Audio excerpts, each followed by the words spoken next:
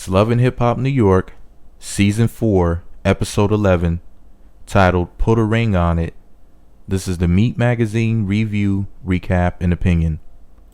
Now, this episode annoyed me, so I didn't want to do this review, and hopefully it's alright. I hope that the next episode is going to be much better, so I'll be inspired and actually care. Moving along. The episode starts out where episode 10 left off, at Times Square with Tahiri, my mom didn't give me a middle name, Jose, and Joe down low button. Joe was proposing to Tahiri while chewing gum. Some people can't walk and chew gum at the same time, but Joe can say that when he was a young bald-headed man, he chewed gum and proposed to an out-of-shape, over-the-hill booty model with a triple chin.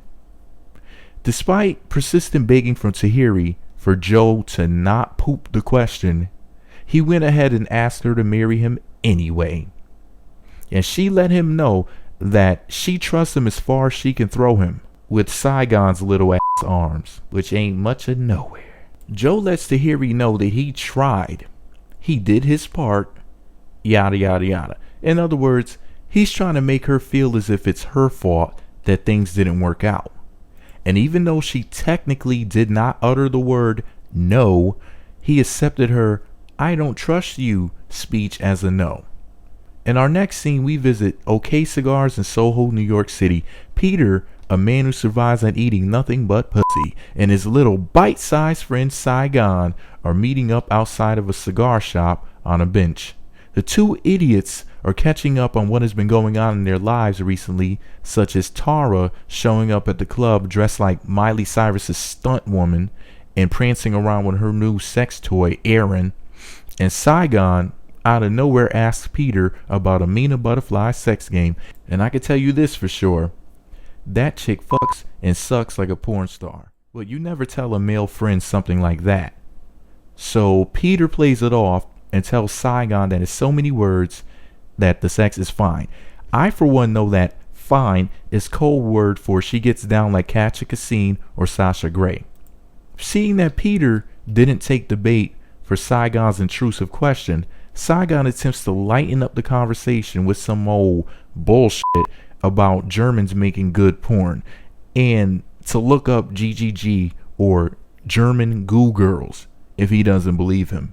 Yeah, so Saigon then tells Peter that he has the world in the palm of his fetus-sized hand, thanks to Google. Then Saigon tells Peter, "I'm good on the internet. I've been able to diagnose mental diseases in babies." Yada yada yada. All the while, Peter just rolled his eyes and tells Saigon to move along and tell him what's new with him. So Saigon lets Peter know that the therapist said that his son, Lil B, needs to be stimulated more. Like, taught something other than his dad calling his mom a fake butt, fake bag carrying whore. Apparently, that doesn't constitute stimulation according to Dr. Chloe Carmichael. Now, as far as Saigon and Erica Jean's relationship with each other goes, they've been getting to know each other a little better. They found out things such as, if you sit a cup on the floor, Saigon can dunk a ball in it, and Erica, come to find out, can whistle Mozart through her gap. What a talented couple. No wonder that baby can build a house by using its head as a hammer, his mother's gap as a wrench, and his daddy as a doorstop. Nah, I'm kidding. And no one cares about Saigon's life. He doesn't even rewatch the scenes that he appears in. So now we're at a hotel in Soho, New York City. It's Cynthia Santana's birthday, and she walks up in the building to find a trail of rose petals that go all the way up a huge flight of stairs. And of course, Cynthia bent her big ass down and picked up a few rose petals to eat along the way. When she was done huffing and puffing her chubby flaps of meat all the way up those 15 or so stairs, she greets Erica Mena with that infamous fake lesbian kiss. You know, the one where they grab each other's faces? Yeah, that one. Anyway, Erica either bought or made Cynthia some outdated, really crappy Dancing with the Stars dancer looking dress. It's almost nude color and covered with cheap stones. Perfect for the average tacky Latina in your life. So she gave her that mess as a gift. Now the two whores are at Starlet's Gentleman Club having the time of their lives, and Sin is so happy to have a day off from thugging. You know, she's away from that violent, crazy, pissy smelling projects that she's usually confined to. She's so happy not to have to cut somebody or shoot anybody for a day. She's just happy to enjoy life for once and have a happy birthday with alcohol, a fake lesbian friend, and ill-fitting, poorly designed clothing, all in a staged reality TV show. I wouldn't be surprised if it's not even her real birthday. So Erica lets Sin know that this is just a taste, just a lick, just a peck kiss of what's to come if she continues along with the soul selling. Sin tells Erica that she will give her afterlife if Erica is loyal to her. And after some more fake kissing and face grabbing, we finally move on. Now we're at Vinny Styles in Brooklyn. Erica Mena is meeting up with her gay best friend and stylist Al B. And I'll be damned if he isn't gay as fuck. Anyway, she is stressed out about her corny love triangle, and she's flaring her big old coke snorkeling nostrils and just acting and looking a mess. So Erica lets gay Al know that she loves having Cynthia, the pussy-eating attack bitch, around, but Al B tells her that as a homo, pussy is cool and all, but he knows from first-hand and first lip experience, dick is addicting. That's why Dick is in the middle of addiction. He then goes on to tell Erica that she knows damn well that she wants more Rich Dollar's pale penis. But enough of that. Here is where the episode finally gets good. In our next scene, we are treated to the sound of a remote control car. Saigon is pulling up to Erica Jean in her daddy's house, and his toy car is almost out of batteries, or batteries for you proper Negroes. So he undoes his seat. Woo, look at me speaking like a... Anyway, I'm not Puerto Rican. I need to not talk like that. Anyway, he undoes his seatbelt and walks down the stairs on the side of his little car and steps out with a bouquet of flowers. Now, I don't know why a man meeting the father of his girlfriend would want to bring his potential daddy-in-law a fistful of flowers, but hey, it's Saigon. He's not exactly traditional. I mean, he's the guy who got his degree in Googling. So Saigon walks his Oompa Loompa size ass up to the fence, and he tries to be hood and hop it, but he hits his head on some grass. Now he gets pissed, dusts the dirt off his shoulder, and approaches the door. When he finally walks to 20 feet from the yard to the front door, which took him about 2 hours with his little legs, he rang the doorbell with a stick so he could reach it. So Erica opens up the door and nearly steps on him, says sorry, then picks him up and brings him inside. Now, he tells her to not ask about the dirt all over him, and then hands her the flowers and says, "Put these to the side. I need both of these little useless arms in case I have to pull a Zimmerman and whip your daddy's old crusty ass." At this point, I thought that Erica's father was going to pop up with a long flowing gray beard like them dudes in the old kung fu films. I totally thought that he was going to pop up in like a army fatigue, wearing a helmet and holding a baseball bat or some crazy shit. But nah, he was just some old crusty Nick wearing sandals and pajamas. How fucking disappointing. So Saigon and Daddy Jean finally meet, and before Saigon can say hello, Erica's father says, "Well, I can see that we have a lot in common, young man. We both love my daughter. We both love my grandson. We both enjoy wearing cheap, outdated denim shirts, and neither one of us has a neck." So Head and Shoulders, aka Saigon, turns around towards Daddy Jean and says, "Yeah, everybody tells me that having no neck is a disability, because when we eat, we don't swallow. We just put the food in our mouths and hold our heads back. But hey, like I always tell people, ain't nothing like frustrating a vampire. That look in their eyes when they figure out they ain't got nothing to bite, whoo, priceless." But anyway, thank you for inviting me to your no neck of the woods. So Robbie Erica Jean's father, asked Saigon how in the world was he able to get Erica Jean pregnant at his size. And Saigon let him know that yes, he has fallen inside on multiple occasions. And the way that he got her pregnant was a term that he read on Google called a splash conception. So Saigon asked Robbie if it's cool if his daughter and grandson move in with him. He told Saigon, sure. Then he told him, I already have your shit packed. Now Robbie can have Saigon's mortal enemy, Joe Budden, come over with Joe's dad and they could bring the hoes. He then told Saigon to leave the way that he came in, the doggy door. Ripped his robe off in front of production and did a naked handstand while screaming, I'm free! Then he started rambling all crazy, talking about, oh, not that greedy, annoying bitch and that hollering baby talking about, da, da, da. All damn day are finally gone. He could do his own thing. Then he shaved his head, poured gasoline all over his naked body, and exclaimed that he was the Antichrist and set himself on fire. At least that's how I saw it. In our next scene, we visit a maze in Midtown, New York City. Erica is having a party for her second book release, Chronicles of a Confirmed Fake Lesbian Whore. Chronicles of a Confirmed Bachelorette. And the cover features a half-naked Erica Mena with a light-skinned guy in the background with no shirt and a hot Latina on the floor laying there holding Erica's hand. So basically, those people on the book with her are there to represent Rich Dollars and Sin Santana. This relationship was a way for her to promote her book, after all.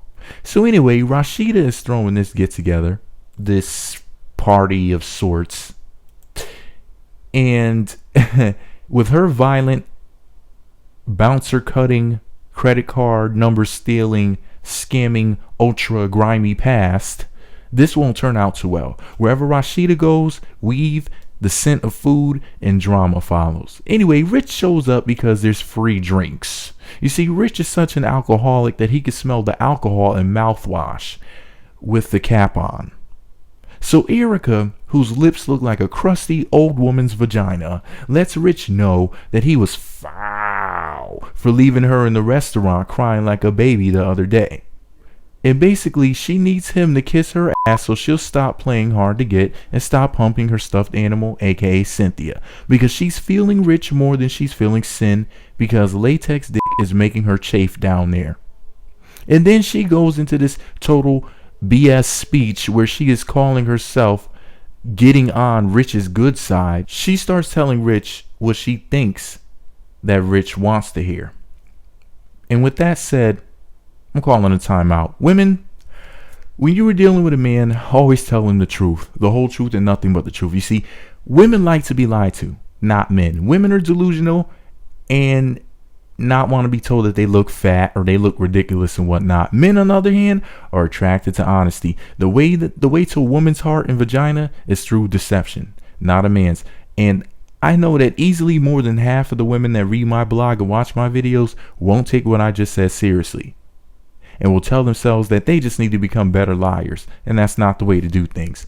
Anyway, back to the show. So she is completely BSing Rich and telling him that she loves him and how he is a big part of her life, yada yada yada.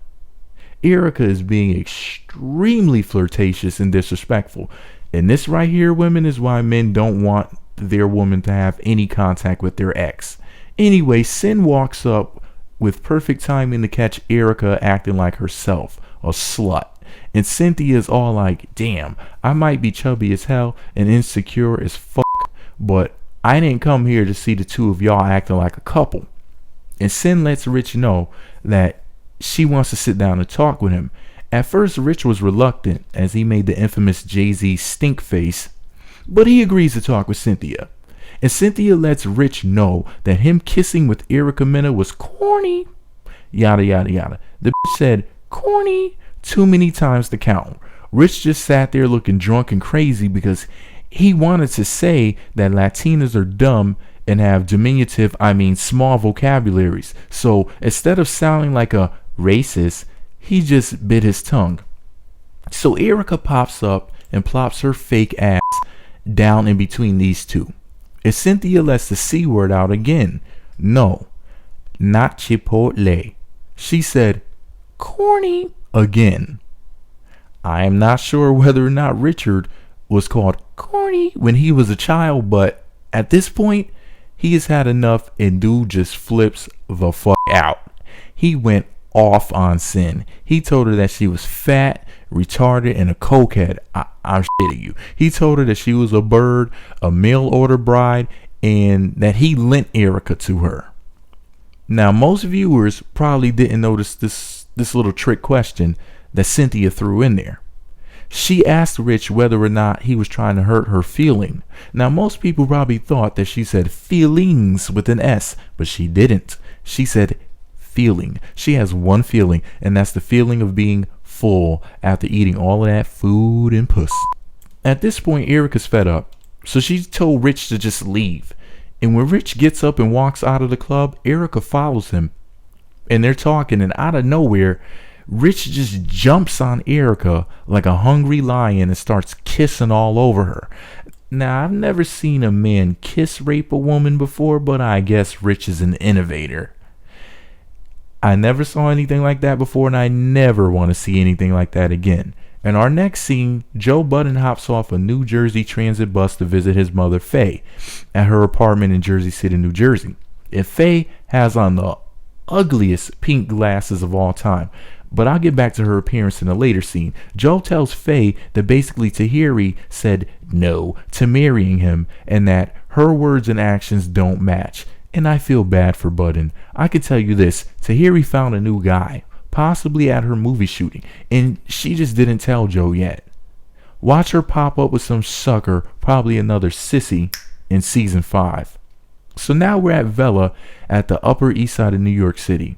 Tara and Yandy are meeting up to have an average black woman conversation. You know, girl, my man is messed up. Girl, my man is messed up too. That conversation. Yandy the fool sat there and told Tara that she looked amazing when she was dressed like a trailer park cheerleader the other night. And of course, that ugly, insecure, mole-faced bitch Tara took the bait. Now, these two idiots are supposed to be the upper echelon of black womanhood. They aren't bald-headed. They went to school. They are well-spoken and can financially take care of themselves and their children. Whoop-de-doo. Of all of the men in the world for them to choose from, Yandy laid down with a drug dealer, Mendices, who is being accused of being involved with over $2 million of drugs being trafficked and or sold. And Tara is in a relationship with a habitual liar, cheater, felon with 7 children. And you wonder why I'm going to marry me a Korean chick. Oh, and before I forget, Tara started out as the other woman. So anyway, this idiot Yandy has the nerve to say that her and Tara were forced into their situations. Wow. So I guess they were forced at dick point. A dick to the head and the command, stick your legs up.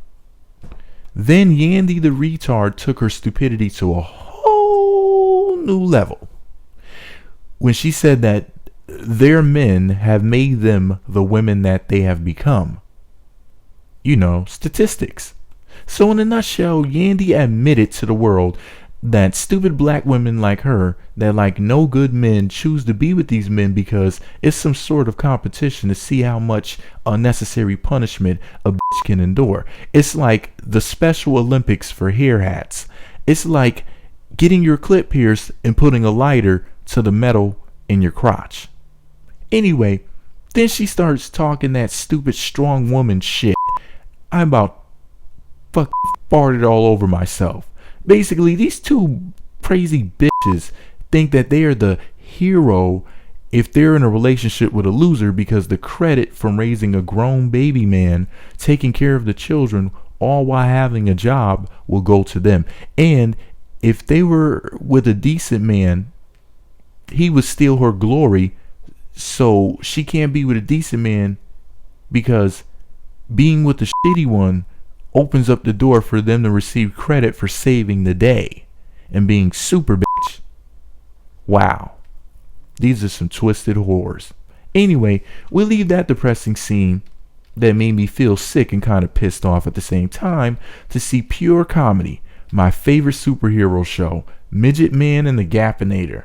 Yeah, we're at Saigon's toy box of an apartment in Nanuet, New York. Fabrizio Conte is shooting a music video with Saigon, Erica Jean, and their baby. Now the trio are seated at Saigon's table with food that he made with his easy bake oven. What makes this scene so funny is that when the director says cut, Saigon awkwardly picks his fork up as if he's going to eat some of that disgusting looking slop. But he never takes a bite of that waste. They can't seriously have cooked that shit. It must have been leftover food from you know whose Gap. So Saigon is tired of Erica going home and he wants a permanent slumber party with onesies and all. Saigon is lonely. Anyway, Erica thought about the whole her moving in thing and she thinks that it's a good idea. And I think she's downright goofy. This asshole shoots a little no-budget music video in his apartment and she's ready to move in with him. The same little psycho Chocolate Chucky that just threw her bag and called her a fake butt bitch a few episodes ago. But she forgave him for that. She just has one request.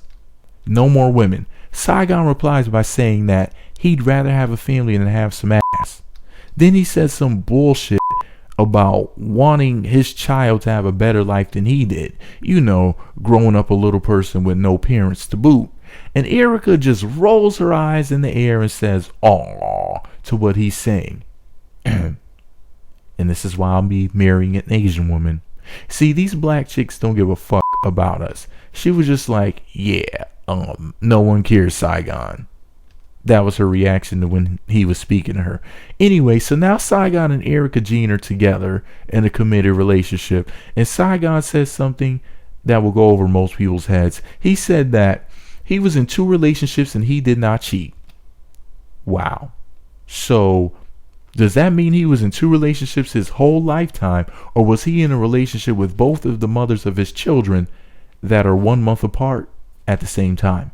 Who knows? The best part of the scene is when Saigon asked Erica to sleep with him. He told her that his balls are heavier than Aaliyah's airplane. In the next scene, that sexy Amina Butterfly, who looks a lot like a vulture in this shot, and that Peter Guns are in Jersey City, New Jersey, because they're checking out an apartment. And while looking at a second bedroom, Peter's first thoughts were, yeah, this could be a nice little music studio. And the real estate agent and Amina were thinking that the room could be a nice nursery. Pitiful Peter already has 7 children, so busting a nut in Amina and creating the 8th wonder isn't on his list of plans for the near future. Remember, Amina is supposed to be his vacation away from his normal life. And here Amina, his stress reliever, is messing up his fun with baby talk. Peter brings up an interesting point. He states that he has been having children non-stop as if he's on a schedule and his balls need a break. Sounds like he needs to switch places with Saigon. Hell, Saigon already alluded to him wanting to fuck Amina Butterfly anyway. I mean, he could let him have the baby with Amina. Anyway, come to find out, the mother of Peter's children were in this order: Gina, Erica, Tara, and now Amina. Gina, G, Erica, E, Tara, T, and now Amina. That ironically spells get up. All he needs to do now is get with a chick named Veronica, Adria, Sarah, Emma, Kathy, Tanya, Octavia, Mary, and Yara. And that spells get a vasectomy. So Amina is ready to sign the paperwork for the apartment and Peter is ready to run away.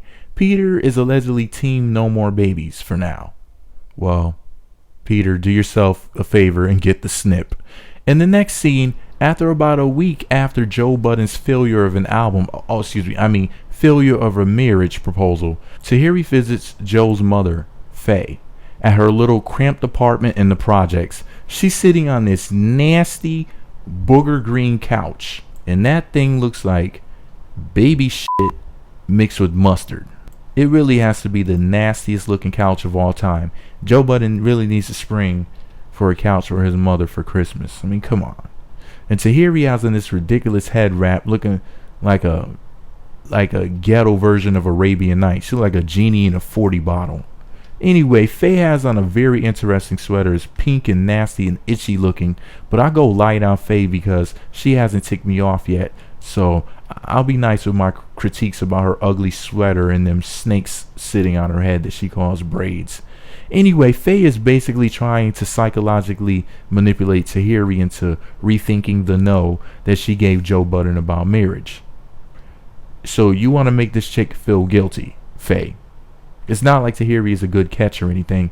And I'm not just saying that because she's allegedly married to some guy named Nicholas J. Brown, and not just because of the thing about her allegedly spreading herpes like butter on a hot muffin. You didn't hear that from me. Anyway, in a nutshell, she isn't sure of what she's going to do at this point. In our next scene, our favorite fake lesbian and officially my favorite fake pop princess is lip syncing in the booth to a song that has had more fine tuning than Joan Rivers' face. Anyway, I will have to record some music at Stadium Red in Harlem, New York City. I mean, any studio that can make a bitch whose singing voice sounds like dolphins eating razors while swimming in gasoline actually sound listenable, well, they can make anyone sound good, even J-Lo. Anyway, they are discussing the mess that happened where Rich nearly raped Erica at the launch of her second book. Rich had the nerve to say that his forced kisses were mutual and consensual. Tragic mulatto. But Erica the slut loves the attention, of course, so she's cool with it. Erica's sitting up there in that greenish, yellowish eyeshadow, up in that studio on that mixing board looking like Queen Slut. She looks as happy as a hooker drowning in a sea of diamond-studded dicks. Anyway, after a tiny bit of convincing and a couple of pulls of Erica's delicate wrists, she sits her big fake butt on Rich's lap. After a bunch of corny flirting, the two losers agree to keep annoying us. In our final scene, we visit Tara's apartment, and Peter is standing outside waiting for her. She is jogging and returning home from a run, and when she gets there, she's extremely embarrassed because she doesn't have her face on. I mean, without makeup, hair, and wardrobe, Tara looks worse than Felicia the crackhead in Friday. I mean, she has a struggle look, struggle face, struggle hair, struggle everything. Peter is continuing to try to manipulate Tara. He claims that his relationship with Amina has cost him his family and his children, yada yada yada. What a bunch of BS. They pretend to be broken up for now, and before I shit and throw up on myself, I have to go. Tara looks like an old, hungry, homeless squirrel in this scene, and I just can't bear to talk about it anymore. Plus, it's been 28 minutes. Anyway, see you next week for the next review, and don't forget to comment below and subscribe to my YouTube channel for more reviews, recaps, and opinions. And if you likey, share the video on Facebook, Twitter, Google+, MySpace, or Toucans with a string in the middle. In other words, tell a fucking friend.